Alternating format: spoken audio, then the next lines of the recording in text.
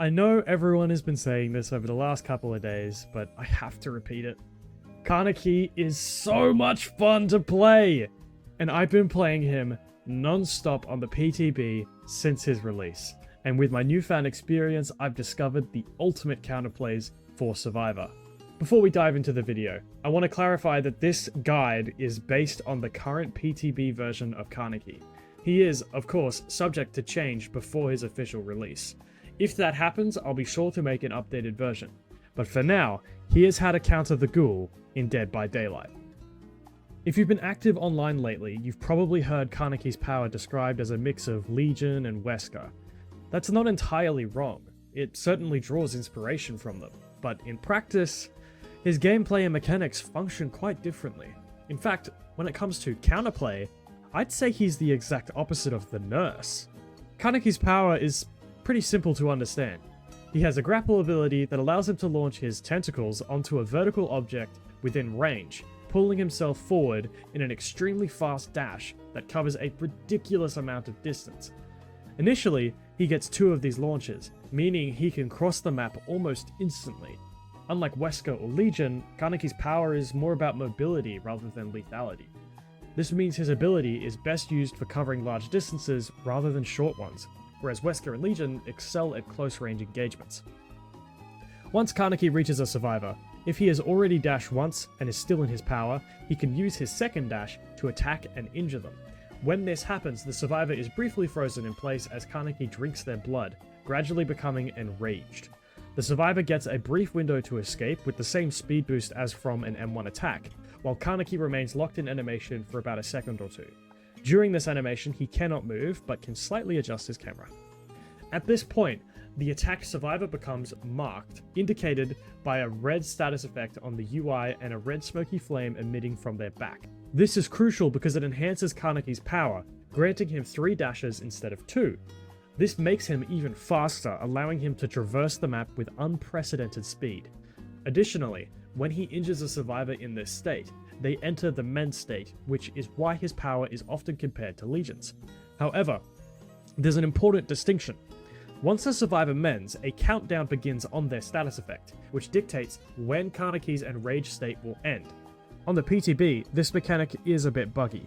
Sometimes the enraged mode doesn't end properly, lingering until the survivor is downed or hooked, but based on the in-game description, the intended behavior is for it to end once the timer finishes after a marked survivor mends. This means that, like Legion, Kaneki can go on a rampage, injuring and marking multiple survivors.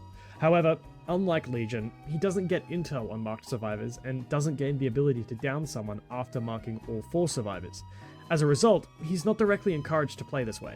Instead, it's usually best for him to focus on 1 survivor at a time, like most other killers. However, Kaneki's biggest weakness, and what keeps him balanced, is that he cannot down survivors with his power at all. This makes his ability primarily a mobility tool rather than a lethal one, as mentioned earlier. It allows him to start a chase quickly and secure an injure almost immediately. But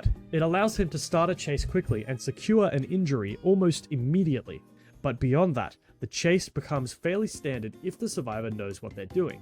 As I mentioned earlier, Kaneki's counterplay is the exact opposite to the nurse's. To quickly summarize the nurse's counterplay, you have to stay far away from her, avoid standard loops and tiles, and keep as much distance as possible. The nurse is incredibly dangerous in close-range areas because she bypasses structures, making pallets and windows useless. However, she struggles at long distances since survivors have more room to change direction, making them harder to predict. Kaneki, on the other hand, is the exact opposite. The further you are from him, and especially if you're in an open space, the worse off you are. Kaneki is the fastest killer when it comes to traversing the map, so even if you're far away and injured, you're still absolutely cooked. He can instantly reach you, either hitting you with his power or cancelling it right in your face to land an M1 attack, obviously depending on your health state. But here is how to actually counter Kaneki. Instead of running in open spaces, stick to loops and confined areas, where his power becomes less effective. You want to position yourself where his power is either a waste or too risky to use, while also keeping enough distance that he cannot M1 you. Pallets and windows, much like when you are against most other killers, will be your best friends. The real challenge arises when you've used up the resources on a tile and need to move on to a new one.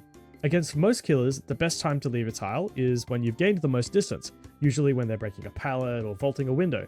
However, this point in time is when Kaneki is the most dangerous. If he's smart, he'll save his power for precisely this point in time. Now let's break this down into 4 key rules for countering the ghoul. Accept that you will most likely be injured almost immediately after the chase begins. Do not hold W against Kaneki, and especially avoid open spaces. Even the smallest structure can sometimes save you from being instantly downed. Be strategic about your movement. Choose your loops wisely and transition only when necessary, prioritizing areas with the least open space. And finally, remember that once you're injured, Kaneki can only down you with an M1, and use that knowledge to your advantage. Okay, so now that I've actually explained how Kaneki works and how to counter him, I'm going to actually show you how it works and what the strategies are in game. Alright, so here we are in a silly little match. I've got my lovely friend here, Vixaray, here to help me out, playing as Kaneki. So we're going to do a few demonstrations, if that makes any sense. Different scenarios that you'll definitely come across whenever you play against him legitimately. So we'll start off with like the standard loop, as I was saying. So maybe Vixaray, if you can, just head over there a little bit of distance. Now let's say you see me from here and you start chasing me and I start running away. Right? Just legitimately try to attack me, obviously. So you can see his power works in long range, but in short range, not so much. Okay, so head back over there if you can. Keep your distance. Yep. Now, once again, let's just say a chase is about to begin. You've seen me, and now you use your power to immediately injure me. Okay, like I'm running away, and you got to use your power to immediately injure me. Yeah. So it's almost instantaneous. There's barely anything you can do. Now he's enraged. However, if you just loop him normally... If he tries to use his power, he can't do much. He genuinely can't do much. You just keep looping him normally, and this is the counter. Okay, I screwed up there. Now, irrelevant to me screwing up. The point is that as soon as you become injured, if you're near a loop, just loop him normally, and that's it. That's all he can... Like, all he can do is either use his power and probably fail miserably, or he chases you normally and uses his power when you try to switch loops. Now, granted, the more efficient way for Kaneki would be to do exactly that.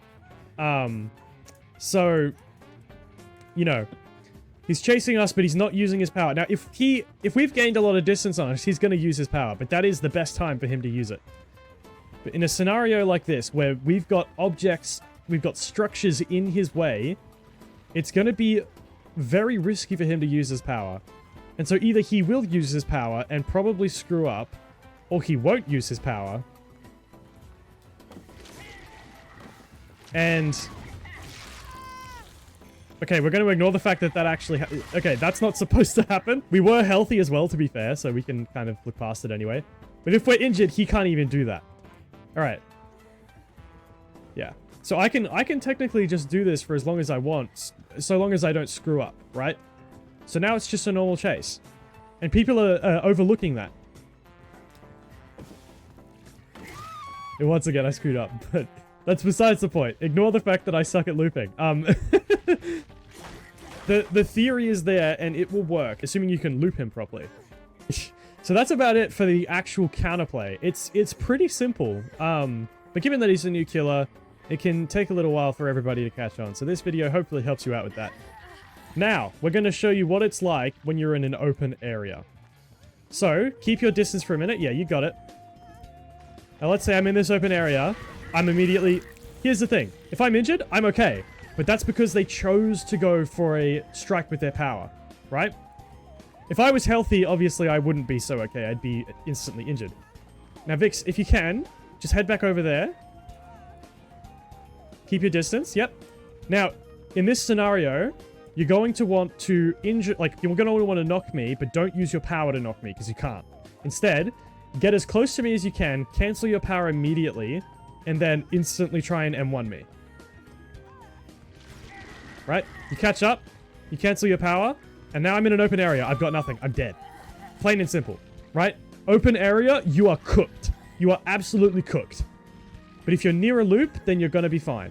So, the truth is that if you can tell that he's on your position, that he knows where you are and you're in an open area, you just have to immediately try and find a loop.